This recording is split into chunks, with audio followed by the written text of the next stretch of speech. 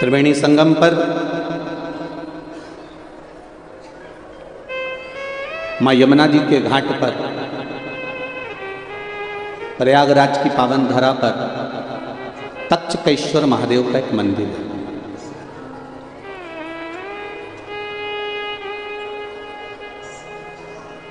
जो शायद पूरी दुनिया का एक ऐसा मंदिर है जहां पर बैठकर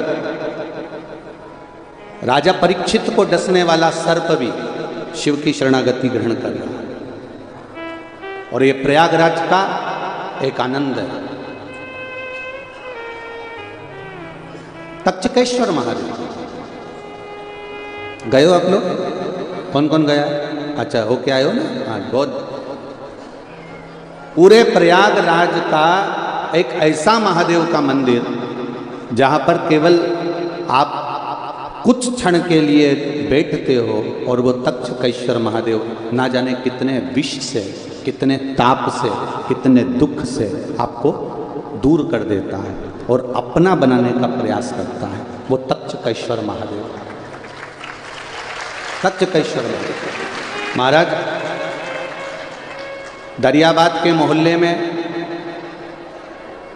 आप लोग वहीं से हैं क्या? अच्छा, दरियाबाद के मोहल्ले में मां यमुना जी के घाट पर बना हुआ तक्षकेश्वर महादेव का एक अनुपम लीला है। जिस समय पर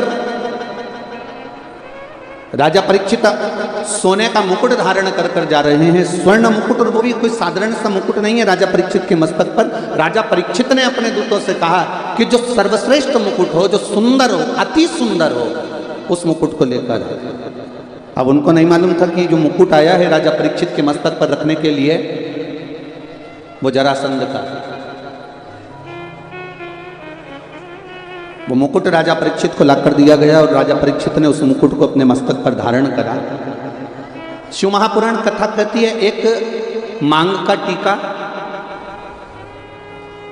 एक चप्पल और एक छाता, ये तीन चीजें किसी के भी प्रयोग में नहीं लेना चाहिए।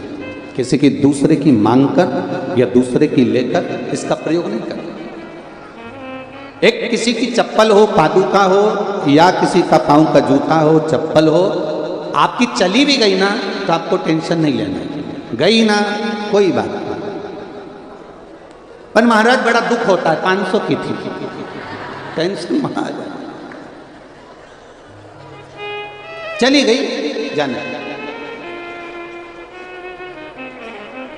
वैसे तो हमारा शास्त्र कहता है जब भी तीर्थ करने जाओ, किसी पवित्र नदी के तट पर जाओ, संतों के पास जाओ, गुरुजन के पास में जाओ, भगवंतों के पास में जाओ, देवालय शिवालय जाओ, या किसी सतमार्ग की ओर आगे बढ़ रहे हो तो पांव में पादुका होना ही नहीं चाहिए। क्यों? क्योंकि आधा चित्त, आधा मन, आधा टेंशन तो आपका उस पादुका में लगा रहता है कि भाई है कि गई। आधा टेंशन तो वहां लगा रहता है, ध्यान लगा रहता है बार बार। कई बार चली भी जाती है और जाने के बाद कितना टेंशन होता है कि अब मैं किसकी ले जाऊं।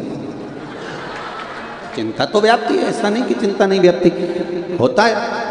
तो यहां पर हमारा सनातन धर्म कह रहा है कि एक मांग का टीका, एक पादुका और एक छाता। इसलिए हमारे सनातन धर्म में जब किसी का मृत्यु हो जाती है या कोई किसी के घर में कोई उद्यापन करता है या कोई बड़ा आयोजन करता है या कोई पूजन कराता है, तो उसमें पद की महत्वता होती है। उस पद में दो चीजें बड़ी खास होती है, एक पांव की चप्पल और एक छाता। आपने देखा होगा कि अगर कोई समाप्त भी हो गया, मर भी गया, तो उसके बाद में जो पंडित जी को सामग्री देते हैं उसमें चप्पल, जूता या फिर छाता और वस्त्र, जनेऊ आदि का, गौमुखी, माला, लोटा, गीता जी और ये सभी चीजें प्रदान करी जाती है। पर शास्त्र कह रहा है उसका कारण क्या है? क्यों देते हैं ब्राह्मण को कि भैया ये हमने यहाँ तुमने उद्यापन करा है, इसमें ये पद दिया गया है, हमने कपड़े भी दिए हैं, उसमें जूता भी रख दिया, चप्पल भी रख दिया, छाता भी रख दिया। छाता और चप्पल की महत्वता क्यों कही गई? क्योंकि ये दो चीजें ऐसी हैं जिसमें काल समाया होता है। जब हम किसी को ये प्रदान करते हैं तो ये मानकर करते हैं कि हो सकता है हमारे जीवन में कोई दुख हो, तकलीफ हो, कष्ट हो, रोग हो, बीमारी हो, वो इसके दान करने से समाप्त हो जाए। राजा परीक्षित के मस्तक पर सोने का मुकुट आया, वो भी जरासंध का आया और वो जरासंध का मुकुट राजा परीक्षित पहनकर इतने आनंदित हो गए, इतने आनंदित हो गए, उनको लगा ये रतन से जड़ा हुआ है, ये हीरे से जड़ा हुआ है, बड़ा सुंदर है, बड़ा सुंदर है। उनको कितना प्रसन्नता होती है, कितनी प्रसन्नता होती है। कई लोगों को सुंदरता का स्वरूप देखकर, कई लोग अगर ज़्यादा सुंदर होते हैं तो दर्पण के सामने लगे होते हैं।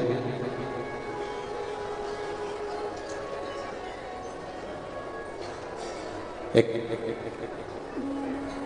पति पत्नी घर में बैठे हुए थे, फ्री थे।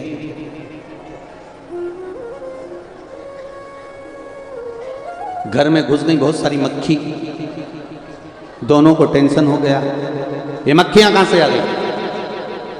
कंपटीशन करते हैं कौन कितनी मारता है, दोनों ने कंपटीशन किया। पति ने भी मक्खी मारी, पत्नी ने भी मारी। पति 2 मक्खी मारकर लेके आया और पत्नी के पास आकर बोला मैंने 2 मार दी है। ये स्त्री है, ये पुरुष है।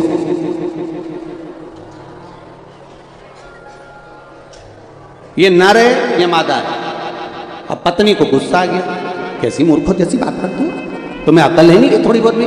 क्या मक्खी भी स्त्री और पुरुष होती है? और तुम कैसे पहचाने मक्खी को कि ये स्त्री है ये पुरुष है?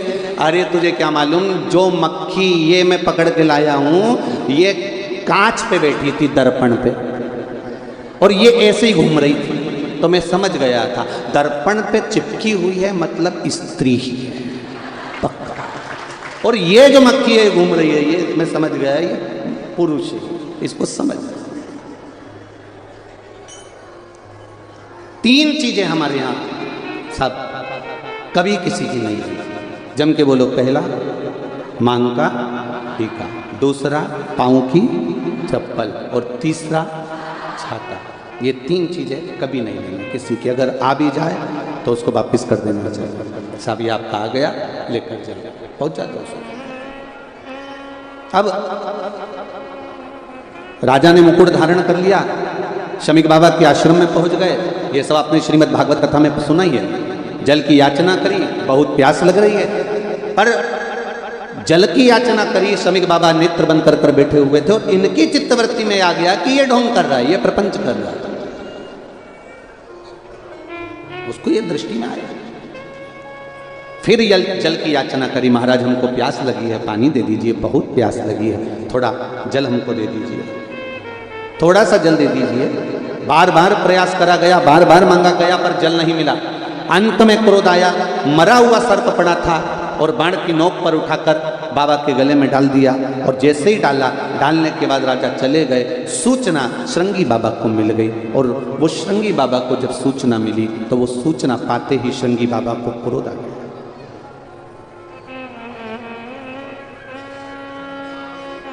श्रृंगी बाबा को क्रोध आ गया। पूरी दुनिया का एक ऋषि,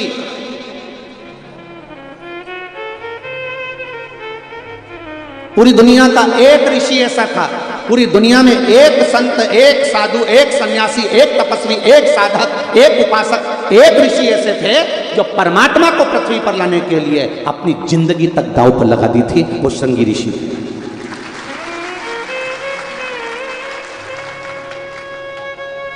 वो श्रृंगी बाबा।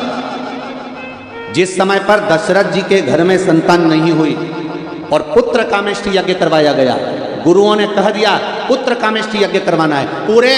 पूरी पृथ्वी पर सूचना करी गई, हर जगह पर सूचना गई कि यहाँ पर पुत्र कामेष्टि यज्ञ करवाना है, पुत्र कामेष्टि यज्ञ करवाना है, पुत्र कामेष्टि यज्ञ करवाना है। एक से बढ़कर एक विद्वान थे, एक से बढ़कर एक तपस्वी थे, एक से बढ़कर एक साधक थे, एक से बढ़कर एक सन्यासी थे, एक से बढ़कर एक सारे के सारे संत महात्मा विराजमान थे। पूरे भारत की भूमि पर संतों को ढूंढा गया कि कोई आए और पुत्र कामेष्टि यज्ञ करवा दे। चारों तरफ सूचना पहुंचाई गई कि कोई पुत्र कामेष्टि यज्ञ करवा दे, और पुत्र कामेष्टि यज्ञ करवाने के लिए कोई आगे नहीं आया। तब गुरु जी के पास में फिर सूचना गई। दशरथ जी ने हाथ जोड़कर कहा कोई पुत्र कामेष्टि यज्ञ नहीं करवा रहा।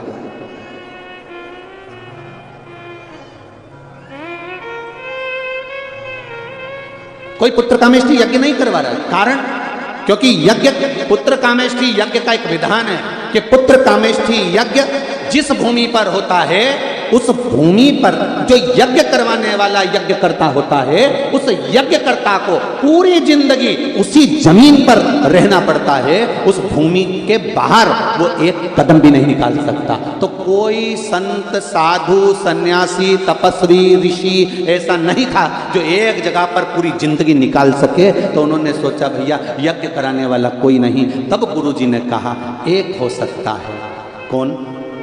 श्रृंगी को बुलाओ और पुत्र कामेष्ठी यज्ञ करवाओ। श्रृंगी के पास में खबर गई तो श्रृंगी ऋषि ने ध्यान लगाकर देखा कि गुरुजी ने खबर पहुंचाई है पुत्र कामेष्ठी यज्ञ की, गुरुजी मेरा कुछ हित चाहते होंगे इसलिए यज्ञ करवा रहे होंगे। श्रृंगी बाबा ने तुरंत ध्यान लगाकर देखा कि गुरु की आज्ञा है और पुत्र कामेष्ठी यज्ञ करवाना है, उस परमात्मा को लाने की सामर्थ्यता गुरु में है और गुरु ने मुझको दी है तो मैं एक भूमि पर पूरी जिंदगी निकाल सकता हूं, परमात्मा को पृथ्वी पर ला सकता।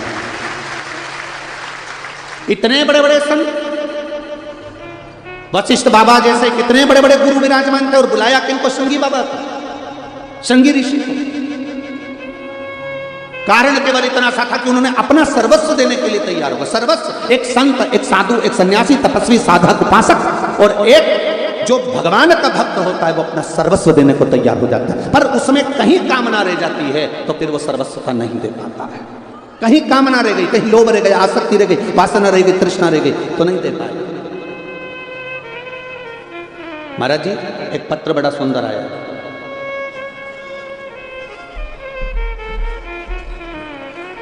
हमें तो उम्मीद नहीं थी पत्र भी लिखोगे।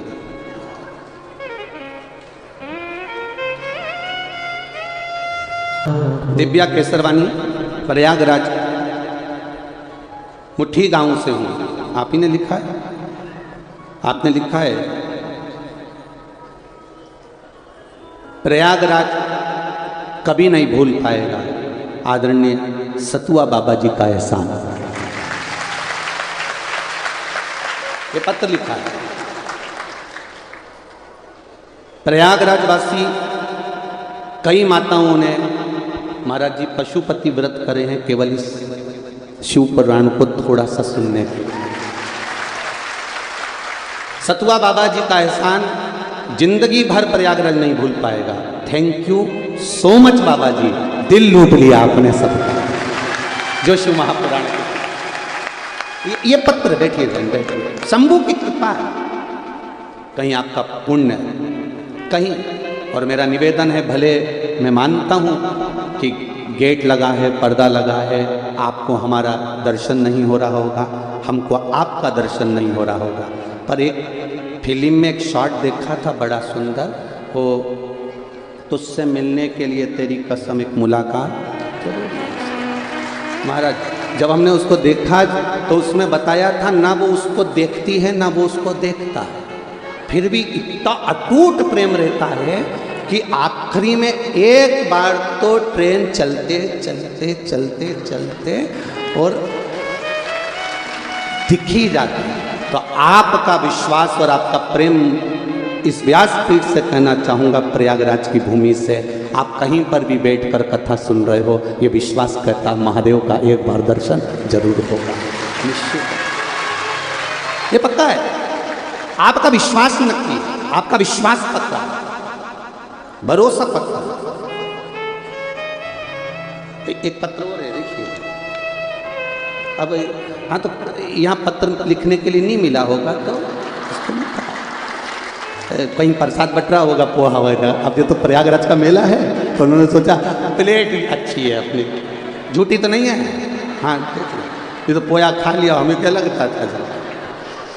मालती यादव, शक्ति चोरा, प्रयागराज से। आप ही दोनों हाथ हिला दो एक बार। श्री शिवाय नमस्तुभ्यम। मालती यादव, शक्ति चोरा, प्रयागराज से हूँ। गुरुजी एक लोटा जल का, दाना चावल का क्या महत्व है, ये क्या वर्णन करूँ गुरुदेव। मुझे बच्चेदानी में कैंसर हो गया था, हमारे घर में सब बहुत परेशान हो गए। तब मेरी बहन की बेटी ने बताया कि शिव महापुराण की कथा आस्था चैनल पर आती है, शिव कथा को सुनो। और मौसी उस कथा को टीवी के सामने ही सुन लेना और टीवी के सामने ही भगवान से प्रार्थना करना। गुरुजी हमने वही करना प्रारंभ करा।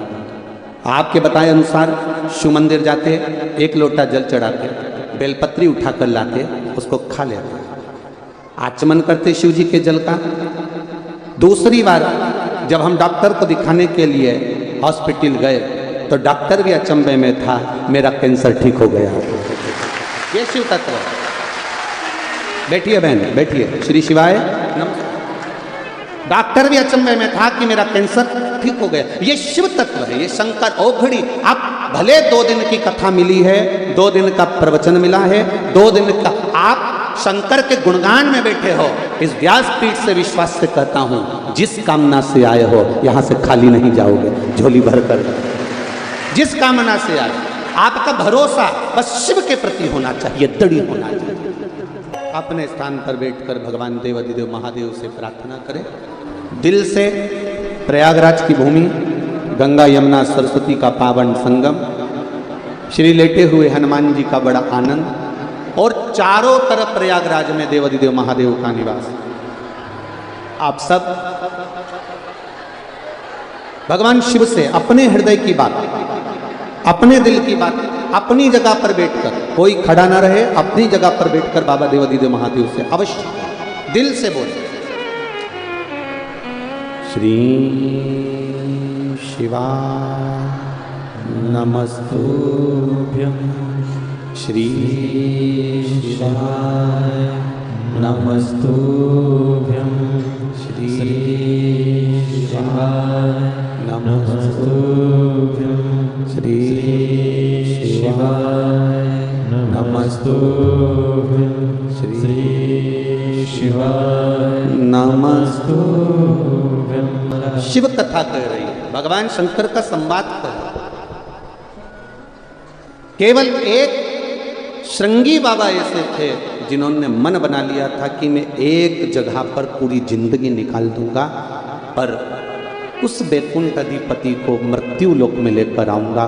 और पुत्र कामेष्ठी यज्ञ श्रृंगी बाबा ने कराया और उनको पूरी जिंदगी, पूरा जीवन एक जगह पर, जिस भूमि पर यज्ञ किया था उस भूमि पर निकालना, एक जगह। शिव तत्व साधारण नहीं है। भगवान शंकर की कथा साधारण नहीं। महाराज शिव कथा कहती है, रोज रोज किसी के घर जाओगे तो तुम्हारा मान घट जाएगा। बोलो सही है? मान घट जाएगा। रोज रोज अगर किसी के घर जाओगे तो तुम्हारा मान घटेगा, सम्मान घटेगा। पर शिव महापुराण की कथा कहती है, रोज रोज शिव के मंदिर जाओगे तो तुम्हारा मान और सम्मान दोनों बढ़ेगा। रोज रोज अगर आप शंकर के मंदिर जा रहे हो, रोज रोज शिवालय जा रहे हो, रोज शिव के द्वार जा रहे हो, तो तुम्हारा मान भी बढ़ेगा, सम्मान भी बढ़ेगा, इज्जत भी बढ़ेगी और नाम भी बढ़ेगा। और क्या वो दे सकता है? पूरी झोलियां भरकर भंडार भी भर देगा, ये निश्चित बात। वो शिव है, औघड़ी है, दयालु है, दाता, खाली नहीं छोड़ता। हम मानते हैं जितना बड़ा प्रागण्य है प्रयागराज मेले के हिसाब से उतना बड़ा है, पर जरूरी नहीं कि आप सब अंदर आकर बैठे। आपको जहां जगह मिले बस बैठना जरूर उसके चरणारविंद, उसकी शिव महापुराण के सम्मुख में, उसके साक्षी में। कंकर शंकर की भूमि भले बिछात नहीं हो, रज में बैठना है, क्योंकि ना जाने कौन सा कंकर हमारे जीवन को संवार कर शंकर के रूप में प्राप्त हो जाए। जहां मौका मिले, जरूरी नहीं है कि आप आगे आएंगे या हम लोग आगे बुलाएंगे तब आप लोग यहाँ विराजमान। ना ना ना ना, भगवान का भजन कहीं पर भी बैठ कर करो। कोई दिखावा नहीं करना है हमको। जल चढ़ाओ शिव को, पर छल के साथ जल ना चढ़ाओ। शिव स्वीकार करना। खबर मिली शंगी बाबा को कि शमीक बाबा के गले में मरा हुआ सर्प डाल दिया। जानकर बड़ा क्रोध आया, और क्रोध आया तो उन्होंने तुरंत श्राप दे दिया, जिस राजा ने मेरे पिता के गले में मरा हुआ सर्प डाला है उसकी मृत्यु आज से 7वें दिन तक्षक नाग के डसे से हो जाए। नाम दिया है तक्षक नाग के डसे से हो जाए। और जिस शिवालय की हम बात कर रहे हैं प्रयागराज की भूमि में, उसका नाम क्या है? तक्षकेश्वर महादेव। जरा ध्यान देना, वो कोई साधारण सा महादेव नहीं है जो प्रयागराज की भूमि पर बैठा है जनमानस का कल्याण करने के लिए।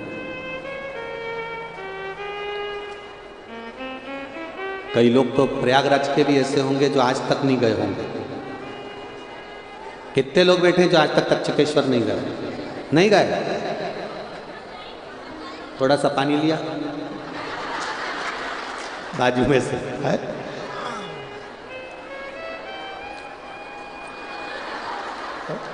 बताओ, प्रयागराज में रह रहे हो, तक्षकेश्वर महादेव नहीं गए? गजब है। बोल बम का नारा है।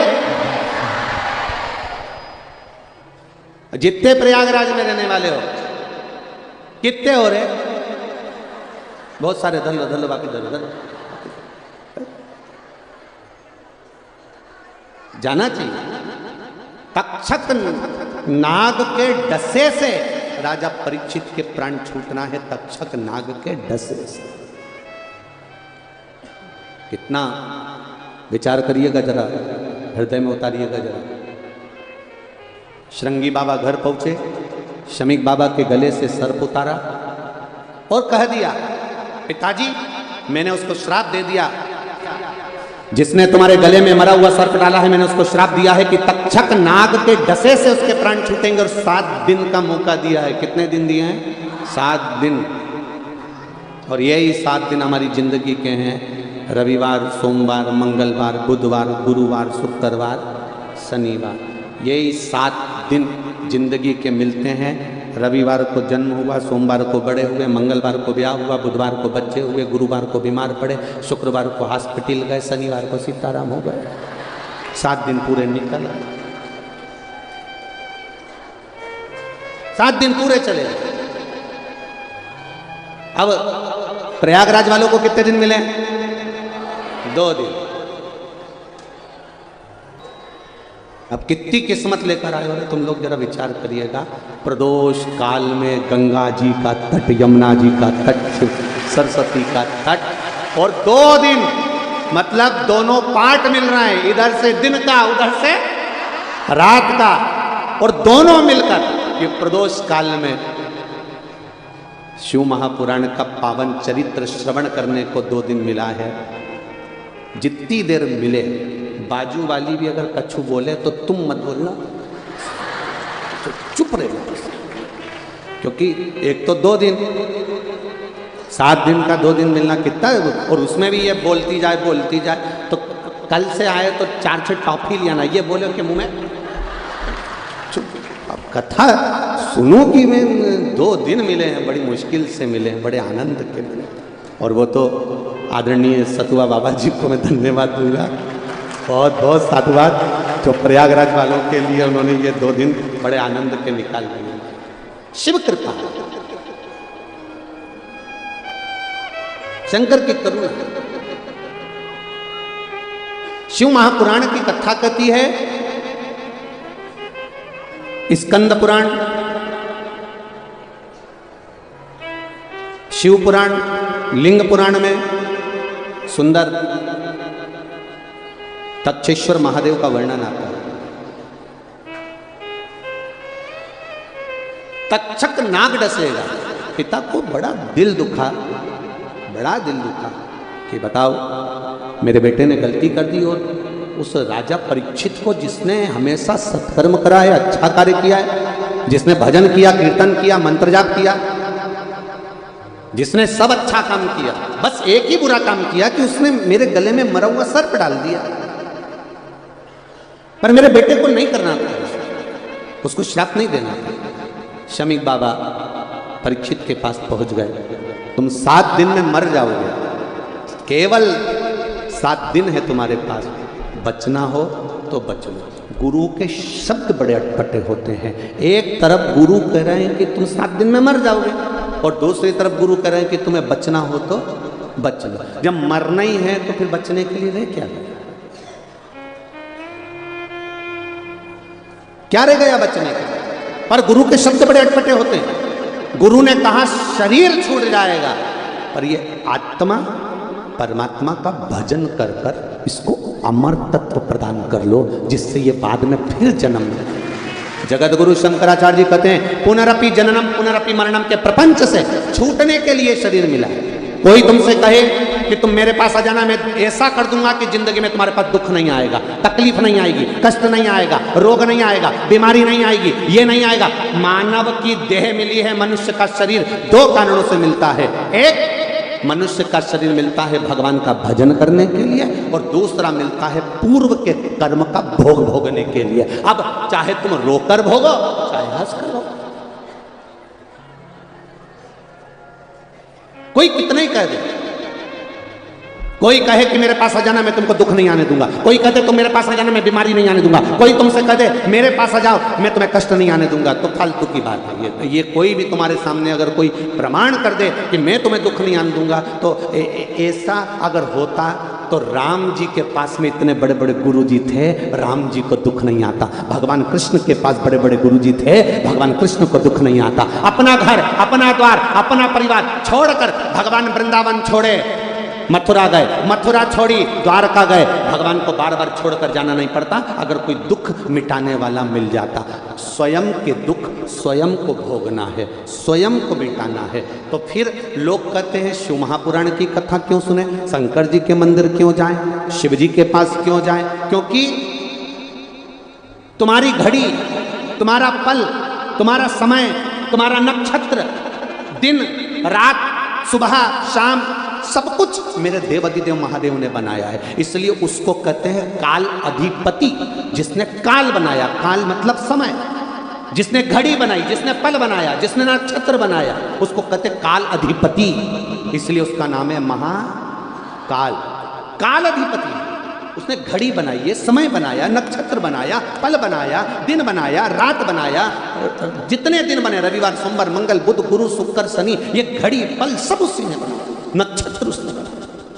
तो जिसने घड़ी बनाई है, जिसने पल बनाया है, वो आपकी घड़ी को, आपके पल को सुधारना जानता है। ये हाथ में पहनने वाली घड़ी कपड़े की दुकान पर देकर आना और कहना भैया मेरी घड़ी सही कर दो। घड़ी को ले जाना, मेरी घड़ी खराब हो गई, किसी के पास में जाकर कहना कि हमारी घड़ी सही कर दो, नहीं करेगा। घड़ी को घड़ी की दुकान पर ले जाना पड़ेगा, और घड़ी वाला तुमसे कहेगा मैं सेल डाल के देख लेता हूँ, चल जाएगी तो ठीक है, नहीं तो 7 दिन के लिए इसको यहाँ पे पटकना पड़ेगा। फिर किसी ने कहा साहब हमारे पास तो 7 दिन नहीं है, तो उन्होंने कहा 2 दिन पटक दो, मैं 2 दिन में भी सही कर दूंगा, प्रयास पूरा करूंगा कि मैं इसको 7 दिन की जगह 2 दिन में ठीक कर दूं। उसने कहा 2 दिन ले लो, 2 दिन में घड़ी सही कर दो, 2 दिन में हमारी घड़ी सही कर दो। क्यों साहब मेरे को जाना है, मेरे पास ज़्यादा समय नहीं, मेरे मोहल्ले में शादी है तो मुझे बारात में जाना है, एक ही घड़ी है, अगर 2 होती ना तो चल जाती। तो उन्होंने कहा साहब 2 दिन में सही कर दो भैया, तुम तो मेरे को जानते हो, पहचानते हो, अपने वाले हो, तुम इतना काम नहीं कर सकते। तो उन्होंने कहा ठीक है मैं 2 दिन में सही कर दूंगा। उन्हें ली घड़ी को और घड़ी की पूरी मशीन निकाल के उनके पेट्रोल में डाल दी। तुम देखना इतनी बड़ी कटोरी में कुछ पेट्रोल रहता, पूरी मशीन निकाल के उसमें डाल दी, और निकाल के डालने के बाद 2 घंटा 3 घंटा उसको पड़ी रहने दी। पड़ी रहने के बाद उसने दूसरे दिन फिर घड़ी को निकाला और निकाल के उसको ब्रश से घिसा, घिसकने के बाद में फिर उसमें सेल डाला तो वो चल गई। अब उसको समझ में आया तो अपन को भी यही करना है, आज सबको पेट्रोल में डुबो दो, मतलब भक्ति में डूब जा, और डूबने के बाद कल तुमको जब घिसा जाएगा निश्चित है मेरा शिव मिल जाएगा। घड़ी सवार सुधर गए। अब तुमने तुरंत देखी, ओ हो चल गई। बस जिस दिन घड़ी को तुमने घड़ी वाले को दिया, उस दिन उसने घड़ी चला दी। उसी तरह जिसने ये जीवन दिया उसको तुमने 1 लोटा जल दिया तो उसने तुम्हारी जिंदगी संवार दी। बस इतनी शुभ। हम भटके ना, कोई कहे मेरे पास आ जाओ मैं भभूति दे दूंगा, कोई कहे मेरे पास आ जाओ मैं बेल दे दूंगा, कोई कहे मेरे पास में आ जाओ मैं ये कर दूंगा। ना ना ना ना, कहीं नहीं जाना। एक जगह वो शमशान में रहने वाला भस्म में लपेटने वाला, सब में रमने वाला, श्वास में रमण करने वाला, 21,600 श्वास में वही चल रहा है। रोम रोम 3.5 करोड़ रोम छिद्र में वही रम रहा है। वो देव अधिदेव महादेव है, दूसरा कोई नहीं हो सकता, नहीं हो सकता।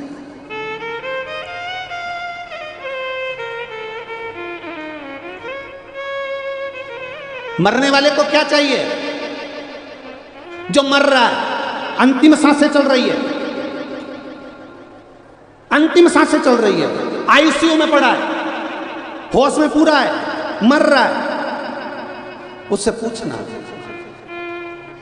रबड़ी ला दूं, मालपुआ, अब वो अंतिम सांसें गिन रहा है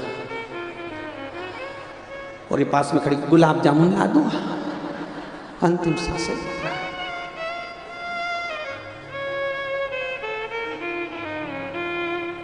इतने में अगर उसको होश आ जाए, थोड़ा बहुत भी बोल जाए, तो एक ही बात कहेगा, एक धर के थप्पड़ दूं, मेरी श्वास वापिस ला दे। इतने में तो वो भी कहेगी मैं कहाँ से लाऊं, मैं रबड़ी ला सकती हूँ, गुलाब जामुन ला सकती हूँ, इमरती भजिया पकौड़ा ला सकती हूँ, पर श्वास नहीं ला सकती। पर श्वास वापिस भी वो ला कर दे सकता है जिसने दी थी, वो देव अधिदेव महादेव। एक पत्र आया,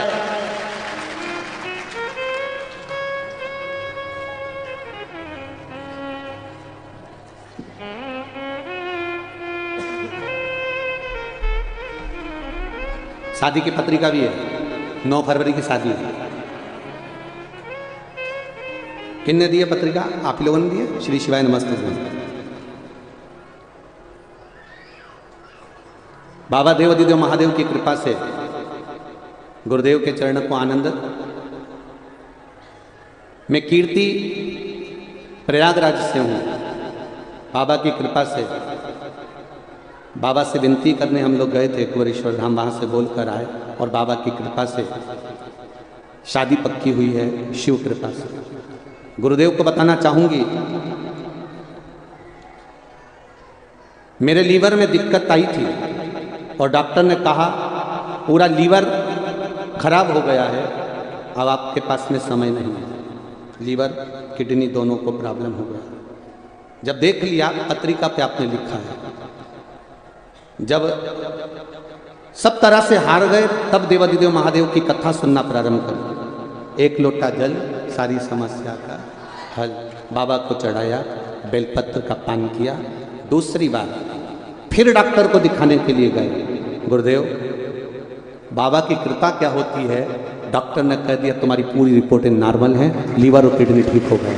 बैठिए बहन, श्री शिवाय नमस्ते। बैठिए, ये शिव तत्व है, ये शंकर है, ये ओघड़ी है। बैठो बहन, हर हर महादेव। ये शिव। एक पत्र और है।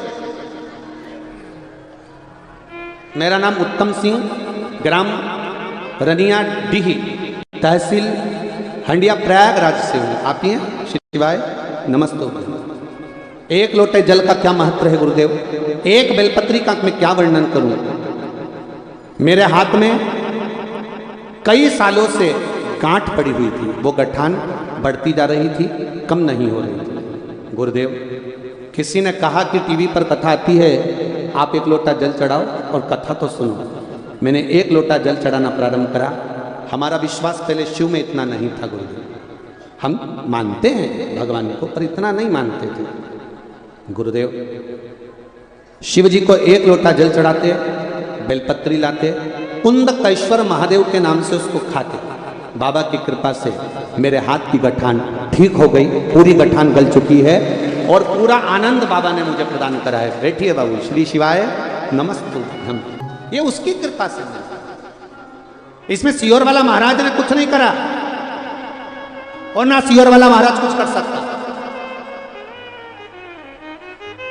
दुनिया का दुख मिटाने की गारंटी केवल मेरे देव अधिदेव महादेव के पास है, बाकी के किसी के वो मिटाएगा। दुनिया के एक चोर चोरी करने आया और उसको कुबेर बना देता, वो रावण सोने की लंका लेकर चले जाता है। और कितना भोला मेरा देव अधिदेव महादेव, कितना भोला। रावण ने कह दिया आपकी धर्मपत्नी बड़ी सुंदर है, पार्वती नहीं। रावण कह रहा है मैं माता को अपने साथ लंका ले जाना चाहता हूं। ले जा।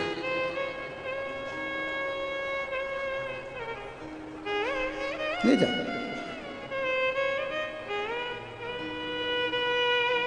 कितनी विचित्र बात है। रावण ने पार्वती जी को पालकी में बिठाया, ले जाने लगा। पार्वती जी शिव जी को देख रही हैं, आपने अपनी अर्धांगिनी को भेज दिया। शिव जी ने कहा तू चिंता मत कर, मुझे तुझमें से एक देवी प्रकट करनी है और वो रावण लेकर जाएगा तभी प्रकट होगा। इतनी सुंदर मां पार्वती लेकर रावण चला। बीच रास्ते में भगवान शंकर ने षडानंद कार्तिकेय को भेज दिया और षडानंद कार्तिकेय बीच रास्ते में जाकर बोले अरे लंकाधिपति। कार्तिकेय ने बड़ा सुंदर स्वरूप बनाया और लंकाधिपति रावण से कहा किसको ले जा रहे हो? रावण कह रहा है दुनिया की सबसे सुंदर नारी को, पार्वती जी को लेकर जा रहा हूं। अच्छा, अरे वो देव अधिदेव महादेव है, अपनी धर्म पत्नी को इतनी जल्दी तेरे को देकर भेज ही नहीं सकता। तू जो पालकी में लेके जा रहा है वो सुंदर हो ही नहीं सकती। अरे कैसे कह सकते वो सुंदर नहीं है? कैसे कह सकते वो सुंदर नहीं है? लंकाधिपति रावण ने जो पालकी में से वस्त्र हटाया, मां काल रात्रि काली उसी पालकी में बैठी हुई थी। रावण भय खाकर भागा लंका के लिए। तुरंत रावण भय खाकर भागा।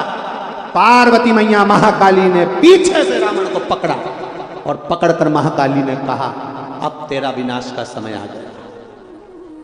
जब घर की नारी को, स्त्री को, मां को या कोई भी स्त्री को, नारी को, माता को जब कोई गलत दृष्टि से देखना प्रारंभ कर देता है, समझ लो उसका विनाश का समय नजदीक आ गया। अब उसको जाना पड़ता है। जब नारी, जब स्त्री गलत दृष्टि से देखना प्रारंभ कर दिया, समझ लो बस बर्बादी का सिरा सम्मुख में आ गया। अब जाना ही पड़ेगा, नजदीक आ गया। 7 दिन दिए हैं राजा परीक्षित को। राजा परीक्षित कहते हैं कि आप कह रहे हो कि मुझे मरना भी है और कुछ उपाय कर ले, बचना हो तो बच ले। अब बचने के लिए रह का गया है, बचने के लिए क्या रहेगा? क्या कर सकते हैं बचने?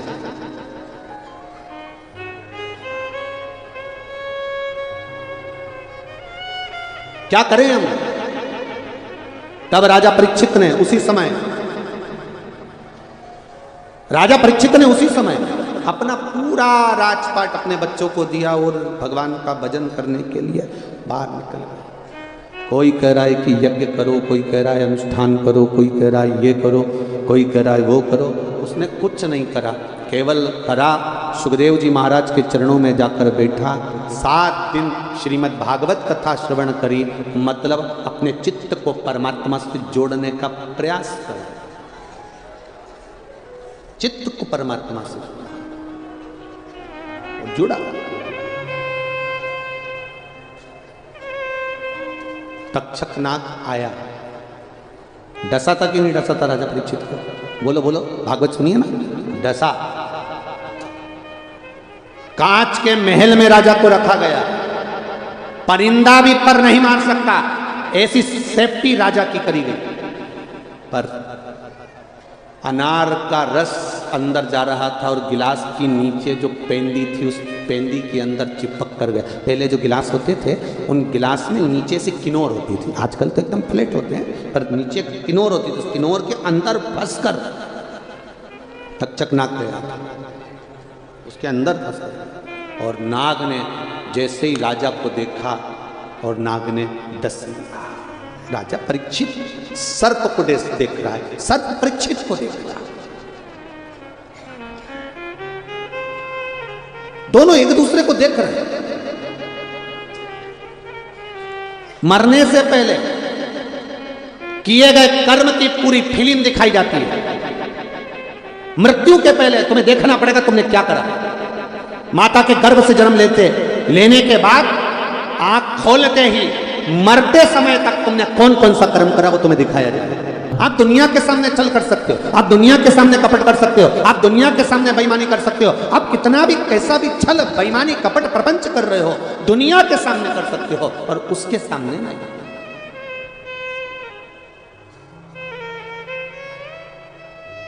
यहां समझा सकते हो, यहां तो तुम किसी से भी कह सकते हो मैंने ऐसा नहीं करा, कसम खा के कह रही हूं मैंने ऐसा नहीं किया, मैं तो ऐसी बोली नहीं, मैंने तो ऐसा बोला ही नहीं। बोलने के बाद भी हम कसम खा सकते हैं, सौगंध खा सकते हैं, खड़े हो सकते हैं, अदालत में जाकर पैसा देकर भी हम सब कुछ सुधार सकते हैं, पर यहां सब कुछ सुधार सकते हो, सब कुछ बोल सकते हो, यहां तुम बोलते हो, तुम्हारा धन बोलता है, तुम्हारा वैभव बोलता है, तुम्हारी सत्ता बोलती है, और वहां तुम्हारा पुण्य बोलता है कि तुमने क्या पुण्य करा। यहां तुम्हारा वैभव बोलेगा, यहां तुम्हारी सत्ता बोलेगी, यहां तुम्हारा धन बोलेगा, यहां तुम्हारी पूंजी बोलेगी, यहां तुम्हारा वैभव बोलेगा, और वहां तुम्हारा पुण्य बोलेगा। वहां जवाब देने के लिए तुमसे पूछा ही नहीं जाएगा, तुम तो बस पहुंचे, खड़े हुए और उसने बोलना चालू कर बस। अब तुम कहो भी साहब मेरे को बैकुंठ जाना, तो ऊपर वाला भी कह देगा क्या करा था तूने जो बैकुंठ जाना, क्या करा था बैकुंठ जाना। मैंने प्रयागराज का जो मेला होता है माघ महीने का, मैं उसमें गई थी त्रिवेणी नहाने। अच्छा अभी रुक, उन्होंने तुरंत टीवी चालू करी और तुमको दिखा दिया, अब देख ले तू त्रिवेणी नहा रही है, देख ले तू अच्छे से। इतने में वो मुस्कुरा के बोली तुम देख लो नारी की नहीं नारी, ठीक है नहाए, अच्छे से देख लो नहाई की नहीं, देख लिया। भगवान अब मुझे बैकुंठ भेजो, भगवान ने कहा नरक जाएगी, नरक काय को बैकुंठ जाएगी, अभी तो दिखाया मैंने कि मैंने त्रिवेणी नहाई और तुम कह रहे हो नरक जाएगी। इतने में यमराज ने कहा तू नहाई कि नहीं नहाई, हाँ नहाई, तो फिर मेरे को बैकुंठ भेजो। यमराज बोले तू नरक जाएगी, तू बैकुंठ जा ही नहीं सकती, पक्का है बिल्कुल एकदम 100%। तो तुम देखे हो ना मैंने नहाई हूं, हाँ देखा, तो फिर मुझे बैकुंठ क्यों नहीं भेजते। इतने में यमराज ने कहा आगे का तो देख, रुक जा, नहाई हाओ, बाहर गई हाओ, कपड़े लाई हाओ, त्रिवेणी में धोए हाओ, नरक जा, जा। अब बोलो तेरा क्या होगा रे कालिया, अब बोलो। थोड़ा सा पानी उस त्रिवेणी में से बाहर ले जाती, धोती, पटक देती वहां पानी को ऊपर ही, परंतु तूने वही कपड़े को वही और उसी में निचोड़ रही, उसी में, और तिलक मिलक लगा के छोटी मोटी कर ली वहीं बैठ के, और बाल महाल सब ऊंच के, और सारा टूटा हुआ बाल वहीं पटक के, और कह रही गंगा मैया मुझ पे कृपा करना। गंगा बोली अगली बार आ तू, आना मेरे मोहल्ले में दूसरी बार, आज तू प्रयागराज तेरे से निपटूंगी बात में। जो घर गई, घर जाने के बाद फिर अगले साल प्रयाग का मेला आया, मेरे को प्रयागराज जाना है पर मेरी हापड़ी चल रही है। इतने में तो तुरंत पति ने कहा रेंद एक बार नहाया ही ना, गंगा जी ने कहा अब मत आना, तू अच्छे से आती ना तो ऊपर वाला भी कहेगा अब जा स्वर्ग की नरक, अब तुम कहाँ जाओगे। तुम वैसे तो मेरे को उम्मीद है तुमने नहीं निचोड़ा होगा, इतना विश्वास तो मेरे को है। कहीं नल लगाए होंगे ना, प्रशासन ने नल लगाए, अपना स्नान करने के बाद कपड़ा नल पर जाकर धो, पर मेरी गंगा और यमुना और सरस्वती में मत धो, स्वच्छ है, साफ रखो। ये वो पवित्र माँ है जिसकी पवित्रता का आज भी आनंद है महाराज। ये पवित्र माँ, इसकी पवित्रता का ध्यान रखना हमारा कर्तव्य। कोई कपड़ा धो रहा है, हम देखकर अनदेखी कर देते हैं, नहीं नहीं कपड़ा क्यों धो रहा है, इस कपड़े को ले जा बाहर नल में धो, हम नहीं बोलेंगे तो कौन बोलेगा? प्रयाग हमारा है और ये गंगा यमुना सरस्वती हमारी है। हम अपनी माँ को पवित्र देखना चाहते हैं, उसका पवित्रता में नहीं देख सकते, हमको बोलना पड़ेगा। क्या धो रहे हो ये कपड़े अपने कच्छे? क्या धो रहे हो? इस गंगा के जल में, इस गंगा के, वो गंगा, वो त्रिवेणी, वो त्रिवेणी, वो गंगा साधारण नहीं है। पृथ्वी का पुत्र मंगल ग्रह, कौन सा ग्रह? मंगल ग्रह, जिनकी धर्मपत्नी का नाम था शकित, और मंगल ग्रह की धर्मपत्नी शकित एक दिन मंगल के पास में आई, और मंगल ग्रह की धर्मपत्नी शकित जब मंगल के पास में आई और शकित ने कहा, शकित ने एक प्रश्न किया, मंगल ग्रह की धर्मपत्नी शकित ने एक प्रश्न किया। वो प्रश्न था बड़ा भारी, जो संपूर्ण विश्व के कल्याण के लिए है। मंगल ग्रह की धर्मपत्नी ने प्रश्न किया कि संसार के लोग, संपूर्ण विश्व के लोग,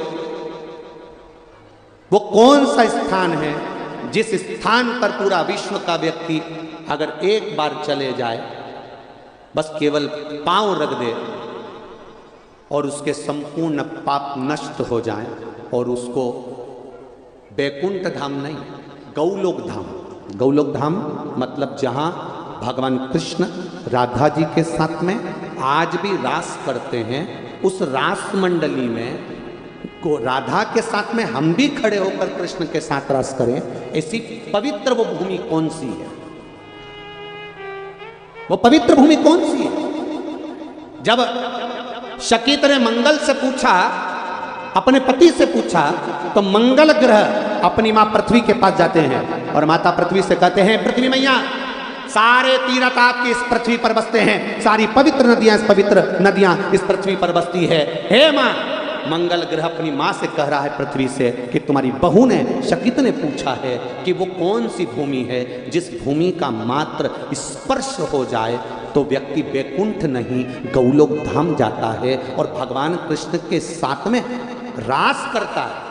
उसे बैकुंठ का सुख नहीं, रास करता है, और रास कर कर जब वो थक जाता है तब भगवान कृष्ण बंसी बजाकर सुनाकर उसकी थकान को समाप्त कर देते हैं, और उसके लिए ताजा ताजा सुंदर दूध लाकर भगवान कृष्ण स्वयं देते हैं। ऐसी पवित्र भूमि कौन सी है?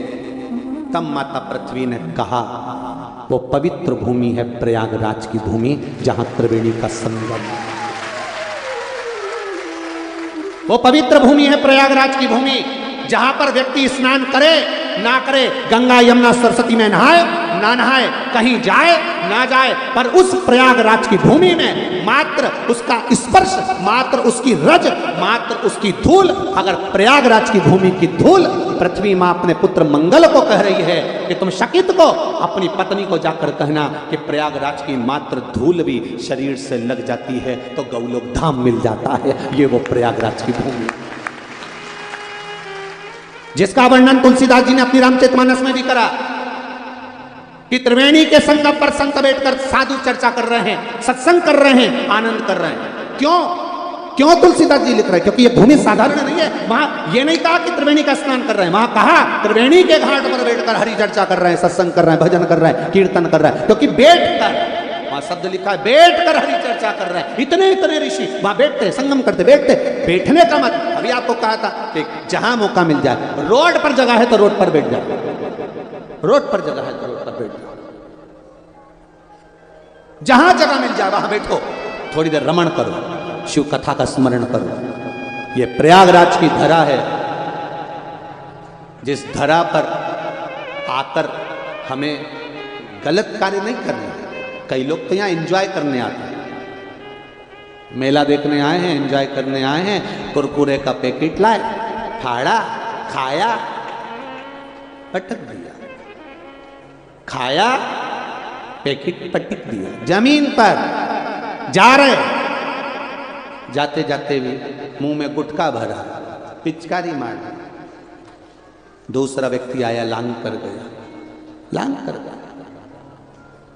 इतना गरुड़ पुराण में कहा गया है। गरुड़ पुराण जरा जरा ध्यान से सुनोगे तो मालूम पड़ेगा कि किसी पवित्र भूमि पर केवल थूकने का भी कितना दोष है। ये गरुड़ पुराण कहती है कि केवल थूक भी दिया और वहाँ से संत साधु सन्यासी तपस्वी साधक भगत निकल रहे हैं, तुम्हारा थूक पड़ा हुआ है, उसको लांग रहे हैं, तो जरा विचार करिएगा कि कितना भोगना पड़ता है केवल बात थूक देने पर गलत। जरा विचार करिए।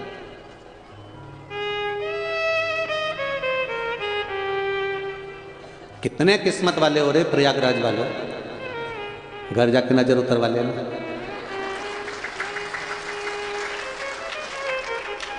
नजर ना लग जाए आपको। त्रिवेणी का संगम रज,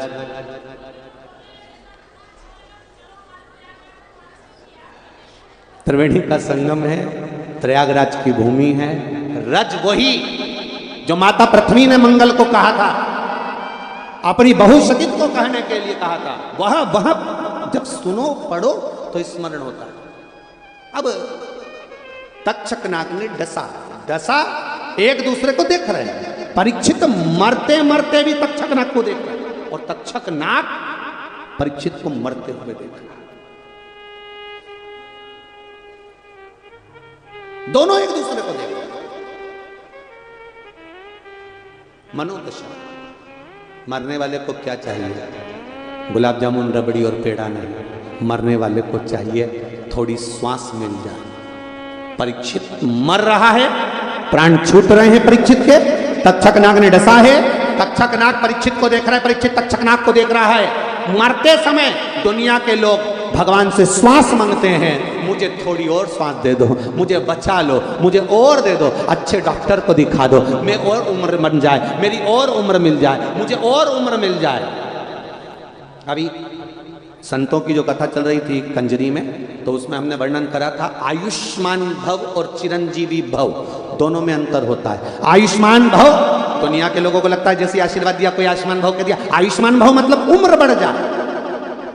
क्या करोगे इतनी लंबी उम्र का? मुंह में से सोफा सेट चले गया, शरीर में आंतड़ियां नहीं बची, हाथ थर थर कांप रहे, आंखों से दिख नहीं गया, कानों से सुनाई नहीं दे रहा, मुंह में खाने के लिए बत्ती सी नहीं बची, और ये पुराना आशीर्वाद मिला था, मेरी इतनी लंबी उम्र हो गई, आयुष्मान भव, उम्र लंबी हो गई, पर शरीर थोड़ी ना ठीक रहा। 90 साल, 95 साल, 100 साल कांप रहे हो, थर थर कांप रहे हो, भगवान से कह रहे हो मुझे उठा ले, सड़ रहा हूं पलंग पर, वेंटिलेटर पर पड़ा है, सड़ रहा है, पड़ा है, पर भगवान से कह रहा उठा ले। भगवान के कैसे उठाऊं? इसकी काकी ने आशीर्वाद दिया था आयुष्मान भव, इसलिए पड़े रहने दो, उम्र बढ़ा दी, पर शरीर वैसे ही रहा। इसलिए दूसरा आशीर्वाद होता है चिरंजीवी भव। चिरंजीवी भव का मतलब है जैसे तुम आज हो, मरते दम तक वैसे की वैसे ही रहो, सड़ना नहीं, गलना नहीं, बेकार नहीं होना। चिरंजीवी भव, जैसे आज हो आखिरी तक रहना, जैसे तंदुरुस्त, सुंदर, फुर्तीले आज हो, मरते दम तक रहना। इसको कहते हैं, जम के बोलो जरा, चिरंजीवी भव। अब तुम्हें कौन सा आशीर्वाद? कितने दोगले हो रहे, तुरंत पलट लेते हो। अभी कल तक तो तुम अच्छे से कह रहे थे हमको आशीर्वाद आयुष्मान भव। कोई महाराज जी अगर आशीर्वाद भी नहीं देना तो तुम उसका हाथ पकड़ दो, महाराज महाराज महाराज महाराज महाराज, एक बार सिर पे हाथ रख दो महाराज, एक बार सिर पे हाथ रख दो महाराज। और महाराज जी भी ऐसे ही, जिनने सिर पे हाथ धर दिया,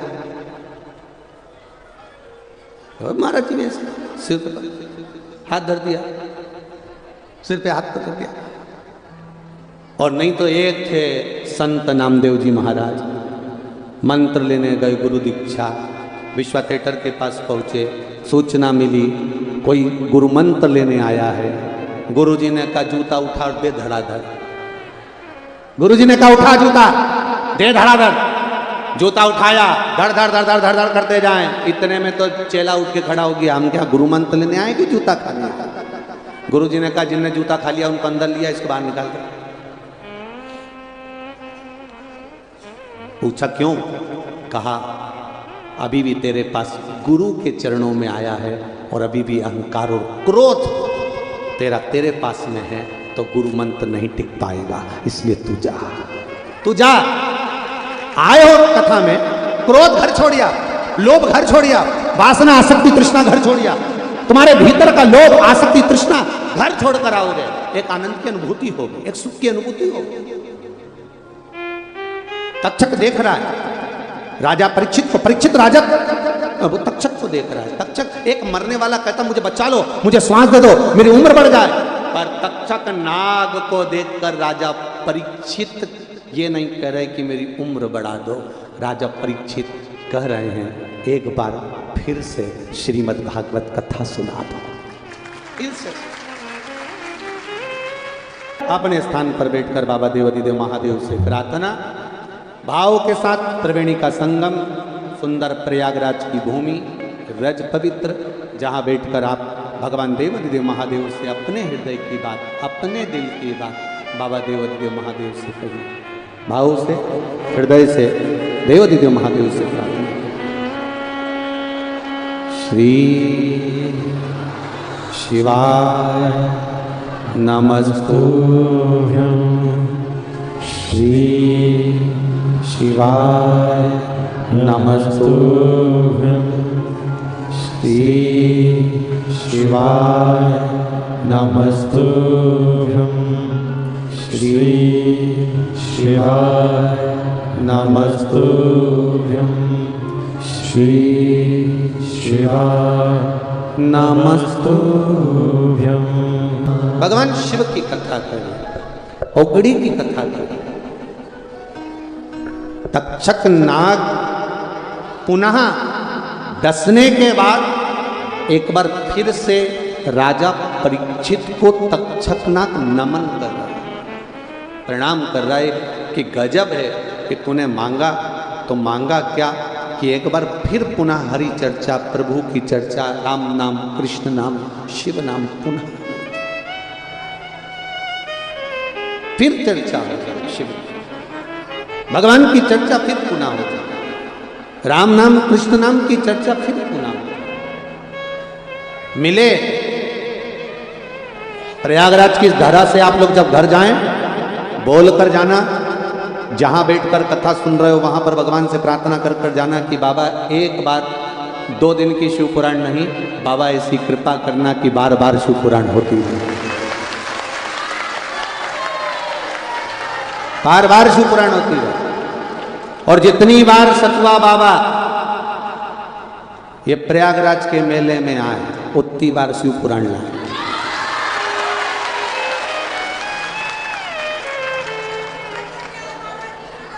जय हो जय हो। बोल रही सतुआ बाबा को हमारी उम्र लग जाए ढेर सारी बाबा। तो ये जितनी बार बाबा कृपा करे, जितनी बार शिव कृपा हो, जितनी बार माँ गंगा की कृपा हो, त्रिवेणी की जितनी बार कृपा हो, जितनी बार मेरा हनुमान जी महाराज आराम से लेट कर शिव महापुराण की कथा को सुन रहे हो, जितनी बार उनका एक आनंद हो, वैसा सुख हमारे जीवन को प्राप्त हो। जय हो। तो ये सुख मिले हम, ये एक आनंद की बात है। ये हम तो बस इतना ही कहेंगे कि भगवान से प्रार्थना इसी तरह की करना कि जब मिले तब बारंबार मिले, थोड़ा नहीं अधिकता में मिले, भगवान की कृपा में। शिव कथा शिव महापुराण कहती है तक्षक नाग और परीक्षित दोनों आमने सामने, तक्षक नाग भी सामने, परीक्षित भी सामने, दोनों। अब परीक्षित के प्राण छूट गए, तक्षक नाग की आंखों में अश्रु थे। ये कथा आपने श्रीमद् भागवत कथा तक श्रवण करी होगी कि परीक्षित चले गए, जन्मे जय ने सर्प यज्ञ किया, सर्पों की आहुतियां दी, सर्प यज्ञ चलता रहा। ये सब कथा आपने श्रवण करी होगी, सब सुना। अब जो शिव महापुराण में तक्षेश्वर महादेव का जो वर्णन किया गया है, ये कथा अब चालू हुई है। रोया तक्षक नाग। स्कंद पुराण में तक्षेश्वर महादेव की कथा है, शिव महापुराण में तक्षेश्वर महादेव की कथा है। रोया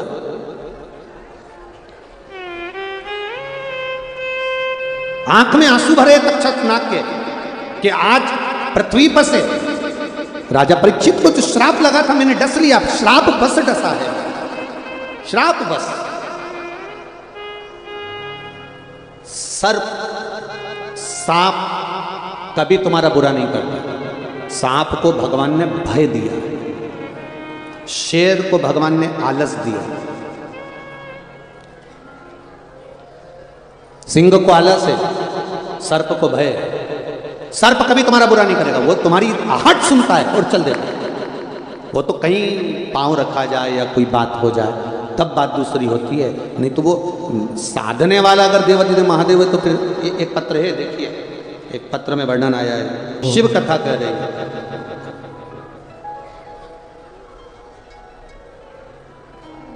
मेरा नाम चुनमुन गौड़, पति रत्नेश गौड़, प्रयागराज मंदिर के निवासी हैं। कहीं बैठे हों तो हाथ में आप ही श्री शिवाय नमस्ते। गुरुजी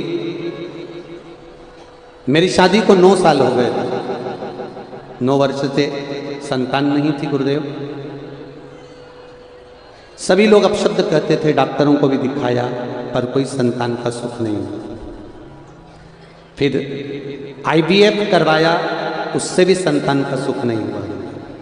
मोहल्ले के लोग, परिवार के लोग शब्दों के बांध कहते, बांझ तक कह देते। 2019 में पहली बार आपके मुख से किसी ने कहा तो शिव महापुराण की कथा सुनी। फिर क्या बखान करूं गुरुदेव, आपने जो शिव महिमा का वर्णन किया था, 9 वर्ष तक जब मेरे को संतान नहीं हुई, मेरा रजो धर्म आना बंद हो गया था। मुझे रजो धर्म भी नहीं आता था, डॉक्टरों का खूब इलाज करवाया पर रजो धर्म भी नहीं आया। पहली बार सफेद आंकड़े का प्रयोग आपने कहा था कि रजो धर्म के 7वें दिन करना, जब रजो धर्म ही नहीं आए तो 7वें दिन कैसे करो।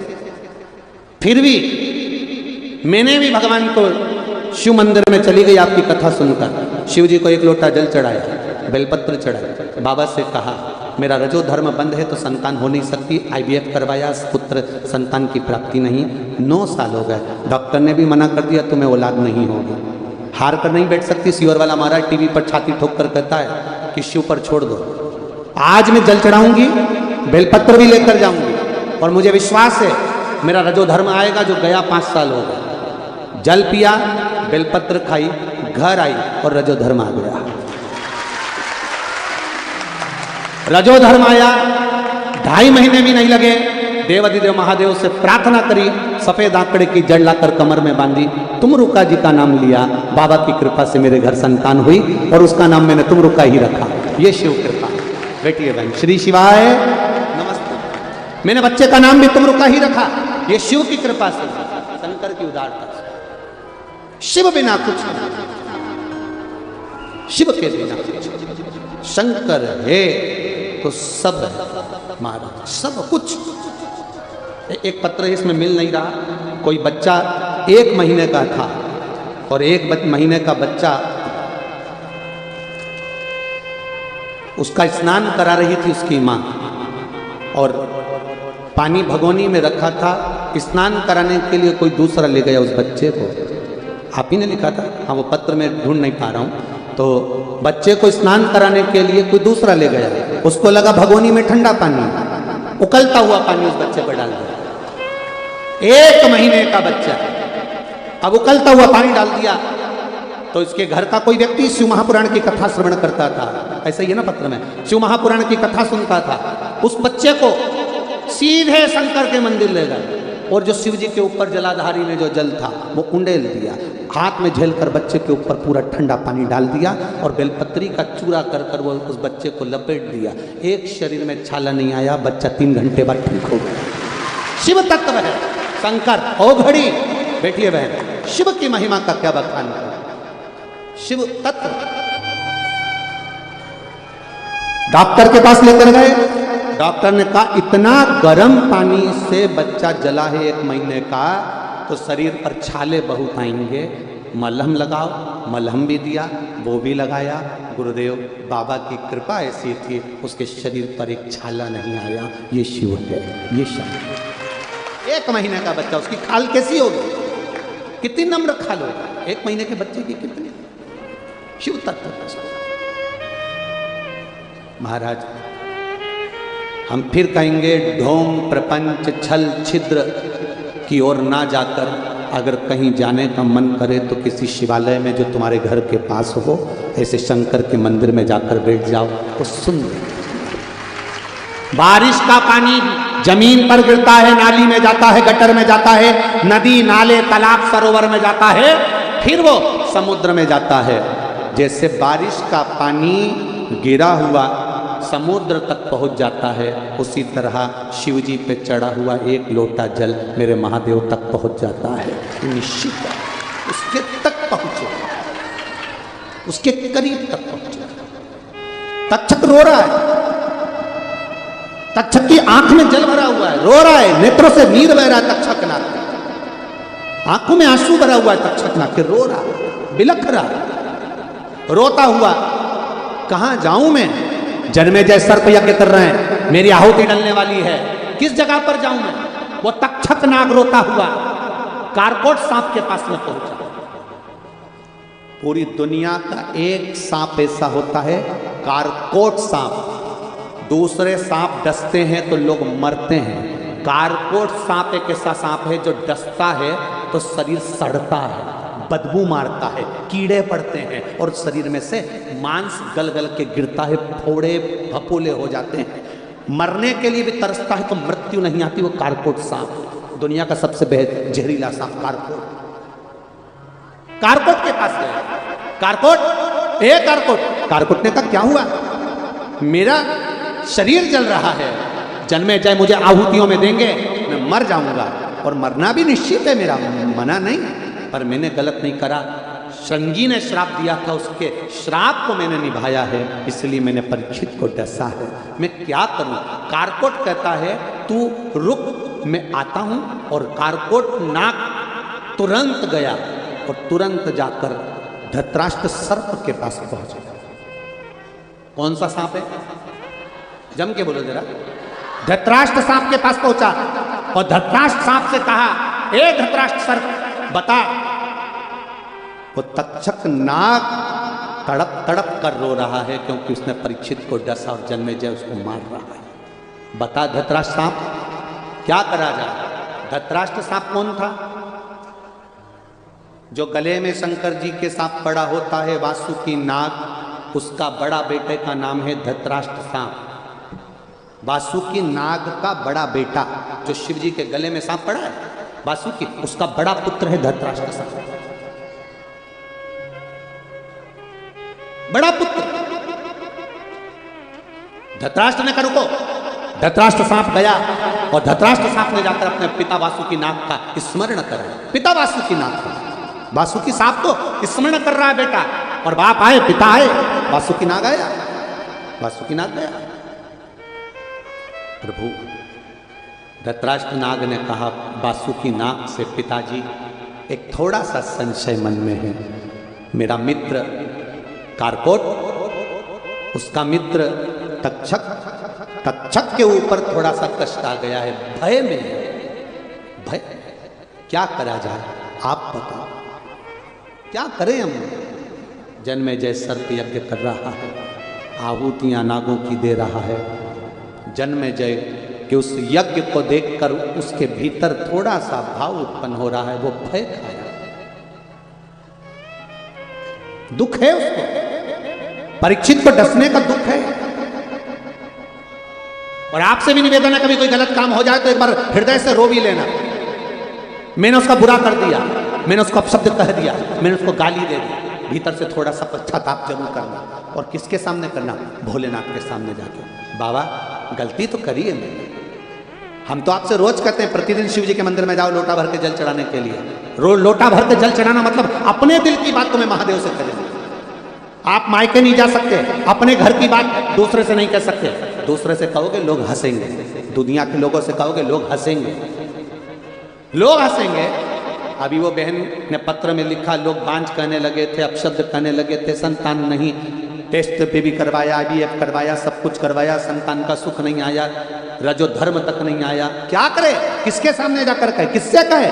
तब वो महादेव के पास पहुंच गई, केवल टीवी पर कथा सुनी और पहुंच गई महादेव के पास। कह दिया विश्वास मत कर। भरोसा अगर पक्का है तो बाबा सुनता जरूर है।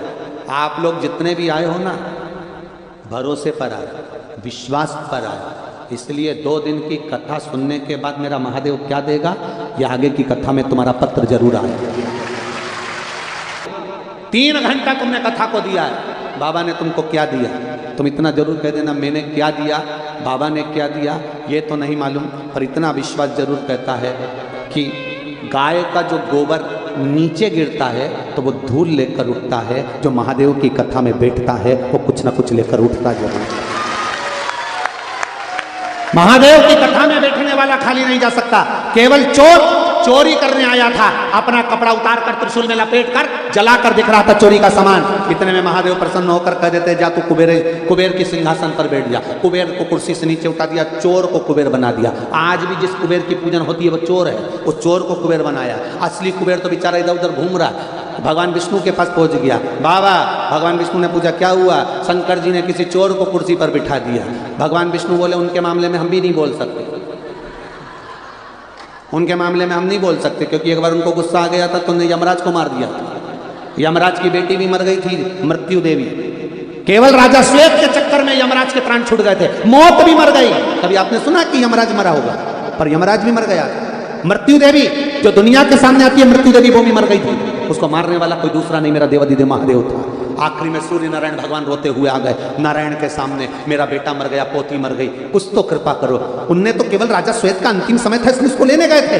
शंकर भगवान ने कहा लेने गया था तो पहले मेरे घर में आया, पृथ्वी पर आया, बैकुंठ जाता तब बात दूसरी थी। बैकुंठ में भगवान विष्णु है, इंद्रलोक में इंद्र, ब्रह्मलोक में ब्रह्मा, पृथ्वी पर महादेव। मृत्यु लोक का देवता कौन है? महादेव। मेरा घर है पृथ्वी। आपके घर में कोई अंदर चले जाए और फ्रिज उठा के ले जाए, तुम ले जाने दोगे? इतने सीधे तो नहीं हो रहे प्रयाग वाले कि तुम ले जाने दोगे? खड़े नहीं हो जाओगे, ए कौन है रे, फ्रिज कैसे उठा लिया, वॉशिंग मशीन कैसे उठा ली? तो भगवान शंकर भी इतने सीधे तो नहीं है कि उनके घर में से कोई सामान लेके चले जाए और वो ले जाने दे। शंकर जी की इस पृथ्वी पर यमराज आया और राजा श्वेत को उठा कर ले गया, और वो भी कहां से? शिव मंदिर में से। सूर्य नारायण बोले कि उनने तो नियम का पालन करा। शंकर भगवान बोले सारे नियम बाहर में रख दो, मेरे मंदिर के अंदर मौत कैसे आ गई, ये मुझे अच्छा नहीं लगा। अगली बार अगर यमराज नीचे आए तो पहले मुझसे पूछे कि कमलाबाई को ले जाऊं, और मेरा मन करे कि कमलाबाई को ले जा तो ले जा, और मुझसे पूछे फिर मैं कह दूं कि ये काम कर बिमला को ले जा, तो तू बिमला, मेरे से पूछे बगैर तू किसी को नहीं जा। अकाल मृत्यु वो मरे जो काम करे चंडाल का, काल उसका क्या बिगाड़े जो भक्त हो महाकाल का। कैसे ले जा सकता है? बड़े यमराज को जीवित करिए। सूर्य नारायण भगवान ने विनती करी तब यमराज को जीवित करा, मृत्यु देवी को जीवित करा। भगवान विष्णु सामने खड़े थे। शंकर जी से पूछा आप बताओ क्या चाहते हो? शंकर भगवान बोले बस इतना चाहता हूँ, जो मेरा भजन करे, कीर्तन करे, स्मरण करे, उस समय पर काल उसके पास में ना घूमे, महाकाल घूमेगा और कोई ना घूमे। मैं घूमूं, कोई ना घूमे, किसी के घूमने की जरूरत नहीं है। बस यही शिव महापुराण की कथा कर रही है। धृतराष्ट्र ने अपने पिता वासुकीनाग से कहा पिताजी तक्षक नाग परेशान है, भय में, बहुत कष्ट में है, आप कृपा कर दो। मैं कृपा? हाँ, क्या करना है बता। पिता ने पूछा बता। कहा बस इतनी कृपा कर दो कि वो भय से मुक्त हो जाए। भय से मुक्त शिव महापुराण क्या देती है? भय से मुक्त करती है आपको। आपको जब लगता है मेरा साथ कोई नहीं है, मेरे पास दुख बहुत आ गया, कष्ट बहुत आ गया, बीमारी आ गई, ये हो गया, तब तुम्हें शिव पुराण याद आती है। सीहोर वाला महाराज ने कहा था एक लोटा जल चढ़ा, एक बेलपत्री चढ़ा। बीमारी है, कोई चढ़ा के गया हो तो अपन उठा के खा लो। महाराज जी पहले के समय में निर्माल्य बहुत मिलता था, बेलपत्र मंदिरों में बहुत बड़ा मिलता था।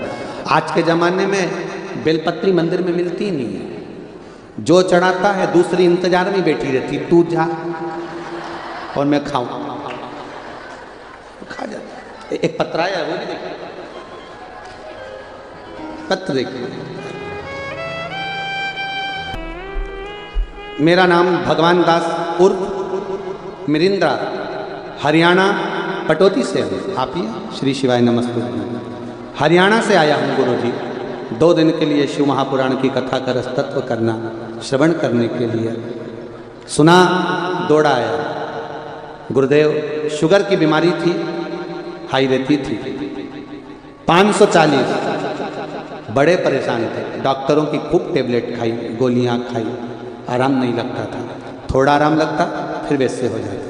आपने कहा एक बेलपत्र शिव जी पे चढ़ी हुई खाना चालू कर दो। जिस दिन से चालू करी 540 की जगह 140 पे आ गए। ये शिव तत्व।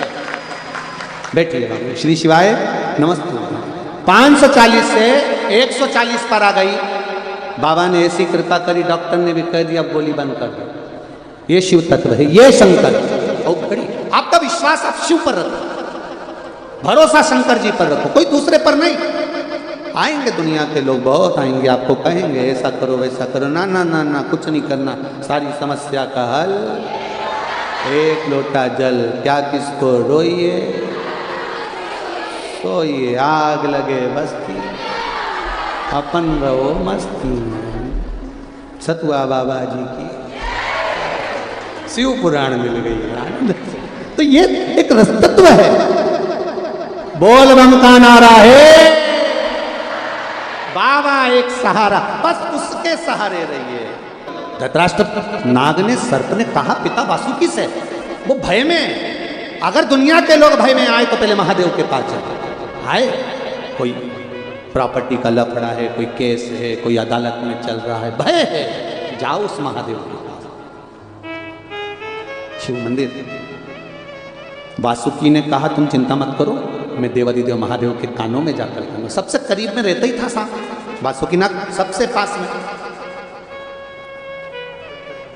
वहीं बैठा रहता था।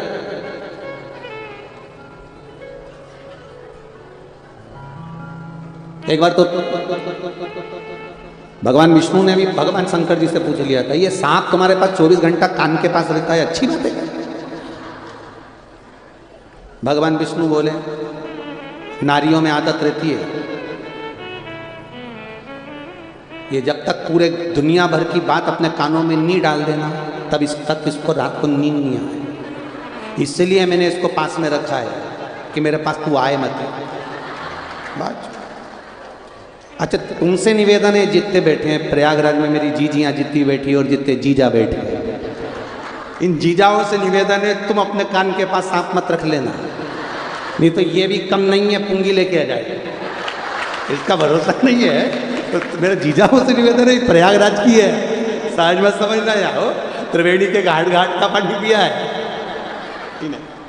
सहजता नहीं हो। अब शिव कथा कर रही है। वासुकी नाग ने जाकर भगवान शंकर के कानों के पास बैठ गए। आज बिल्कुल वासुकी नाग हिले तक नहीं है, एक जैसे बैठे, ना इधर जाए ना उधर जाए, एक जैसे।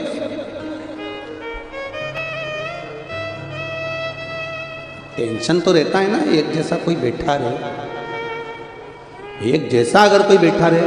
अच्छा कई बार एक जैसा नहीं भी बैठा, कहीं का विचित्र भी बैठा रहे तो भी सोचने में तो आता है। अब एकदम, अब तुम में से कोई एकदम कड़क होके बैठ जाए, एकदम कड़क, तो थोड़ा थोड़ा देर में ध्यान तो जाएगा, इसको हो क्या किया है, इसको हो क्या गया है। अच्छा बस बैठ गए। अब वासुकी नाग एकदम कड़क होकर बैठा। शिव जी को चिंता, आखिर बात क्या है, ये हो क्या रहा है। तब देवादिदेव महादेव ने पूछ लिया। महादेव तो बाद में बोले, पहले पार्वती जी बोल दी कितना अकड़ रहा है। पार्वती जी ने शिव जी से जाकर कहा आज वासुकी नाग के मन में जरूर कोई बात है, जरूर कोई बात जरूर है, ऐसा हो ही नहीं सकता, जरूर कोई। शिव जी ने पूछा वासुकी क्या बात है। वासुकी ने कहा मेरा पुत्र धृतराष्ट्र आया, क्या कर रहा था, उसका मित्र है कारकोट का मित्र है तक्षक, भय में बहुत है। भय में? हाँ, एक काम करो, भेज दो। कहा? उस भूमि पर जिस भूमि की रज रज गौलोक धाम का दर्शन करा देती है। प्रयागराज? हाँ, जाओ और कह दो तक्षकनाग से, जहां गंगा यमुना और सरस्वती का संगम होता हो, उस संगम के तट पर कालिया नाग ने जिस यमुना के अंदर बैठकर तप साधना करी थी, बाद में विश्व को उगलना प्रारंभ करा था, उस यमुना के तट पर तक्षकनाग जाकर अगर अर्चना करेगा, तप करेगा, तप करते करते करते करते करते करते उसके बैठने से, तप की मुद्रा में बैठे रहने से जमीन भूमि गलने लगेगी। जब भूमि गलने लगेगी तो वहाँ एक कुंड का निर्माण हो जाएगा। तब मेरा दर्शन उस सर्प को होगा और मैं उसे भय से मुक्त कर दूंगा। भय से तक्षकनाग आया, प्रयागराज की पावन धरा पर पहुंच गया, त्रिवेणी संगम पर, यमुना के घाट पर पहुंच गया, तप साधना में लीन हो गया। इतनी तप साधना तक्षकनाग ने करी, उधर जन्मेजय तक्षकनाग को बुला रहा है आहुति देने के लिए, इधर तक्षकनाग भगवान शिव की भक्ति में बैठा हुआ था। बैठे बैठे बैठे बैठे चारों तरफ से जमीन गलने लगी। आज भी तक्षेश्वर शिव मंदिर में तक्षेश्वर कुंड है, जहां बैठकर तक्षकनाग ने तप साधना करी थी। बैठने से जमीन गल गई थी, इतना तप करा था। करें दर्शन, जो लोग तक्षेश्वर महादेव गए होंगे प्रयागराज की यमुना जी के तट पर, वहां तक्षेश्वर कुंड, जहां बैठकर तप साधना तक्षकनाग ने करी, ऐसी तप साधना करी, जमीन गलने लगी। तब मेरे महादेव वहां प्रकट हो गए, वहां मेरा महादेव प्रकट हो गया। क्या मांगना है तुझको? तक्षकनाग कहता है, मैं मृत्यु तो मेरी आएगी, वो अपनी जगह पर है, पर मैंने अगर कोई गलती करी हो तो मुझे माफ करना। इस भूमि पर आप आ गए, इससे बढ़कर और क्या चाहिए? जैसे आज प्रयाग के लोग कितने खुश हो रहे हैं कि शिव महापुराण आ गई, इससे बढ़कर और क्या चाहिए? ऐसी खुशी मेरे जीवन में मिल गई। बस मेरे महादेव, मेरे शंभु, मेरे भोलेनाथ, मेरे त्रिकालदर्शी, मेरे कैलाशी अविनाशी, हे महादेव, आपसे एक प्रार्थना है, आप प्रयागराज की इस भूमि पर यहां विराजमान हो जाओ। भगवान शिव कहते हैं, सुनो तक्षक, तुमने मेरा अनुमोदन करा है, मेरा स्मरण करा, इसलिए मेरा शिवलिंग यहां पर रहेगा, स्वरूप रहेगा, और तुम्हारे नाम से तक्षेश्वर महादेव के नाम से पूजा जाएगा। मैं अब विराजमान, जो तक्षेश्वर महादेव का दर्शन करेगा, कोटि कोटि कितने भी पाप उसने जीवन में करे होंगे, सारे पापों से केवल मेरा दर्शन मात्र से मुक्ति मिल जाएगी। केवल दर्शन मात्र से तक्षेश्वर महादेव की, तक्षेश्वर महादेव। कभी मौका मिले, दरियाबाद मोहल्ले में यमुना जी के तट पर आज भी तक्षेश्वर महादेव विराजमान है। कभी मौका मिले प्रयागराज वालों तो प्रयास करिएगा बाबा के दर्शन करने का, अपने जीवन को धन्य बनाने का। कई लोग तो ऐसे हैं प्रयाग में जिनको नाम भी नहीं मालूम होगा कि ऐसा भी कोई मंदिर है। सही है कि गलत है? कई लोग ऐसे होंगे जिनको मालूम नहीं होगा कि प्रयागराज में भी ऐसे मंदिर, ऐसे देवालय, जहाँ मेरा शिव स्वयं आकर बैठा है, जिसकी चर्चा शिव महापुराण में, स्कंद पुराण में, पद्म पुराण में वर्णन है। ऐसी सुंदर शिव तत्व को जानने का मौका मिला है। सुंदर त्रिवेणी शिव चर्चा श्री सतुआ बाबा सेवा शिविर में श्रवण करने को मिल रही है। ये प्रदोष काल का जो समय लिया है, ये प्रदोष काल का समय त्रिवेणी के घाट पर कथा का तत्व ले रहे हो। बाबा देवादिदेव महादेव आप सबकी मनोकामना पूर्ण करे। आज कथा का प्रथम दिवस, कल कथा का द्वितीय दिवस करके विराम दे देंगे। आज पहला दिन विराम ले रहे हैं, कल फिर शिव चर्चा की ओर आगे बढ़ेंगे। बड़े आनंद के साथ आओ, भले अंदर जगह ना मिले, रोड पर बैठ जाओ, पर कथा का रसतत्व ग्रहण कर कर अपने जीवन को साधुवाद बनाइए, धन्य बनाइए। हर हर महादेव। आरती की तैयारी होगी, आप सब लोग अपनी जगह पर खड़े हो जाएंगे, आरती का सुख लेंगे और फिर धीरे धीरे अपने गंतव्य की ओर जाएंगे। हर हर महादेव।